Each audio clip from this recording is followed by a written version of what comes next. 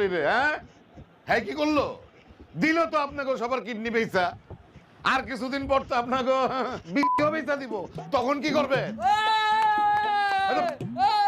চাচা, এ ভাদাইমাটা যে আমার আবি একটা বোনের একটা কিডনি বেচা দিছে, আমি কার কাছে বিচার দিমু? ভাই স্যার, আমি কি তোর কিডনি বেচছি? আমি তো তোর ছোট বোনের কিডনি বেচছি। আরে এখন তো এই মেম্বার বিচারও করতে পারবো না।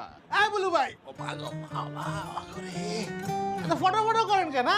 আমি কি আপনার মতো লোভে পড়ে কিডনি বেচছি নাকি? আমি তো কিডনি দান করছি।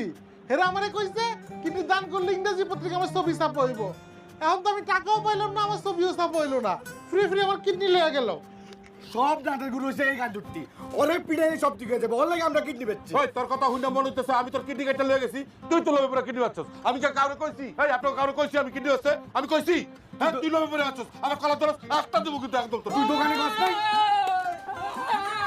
এই, আমার বুঝলা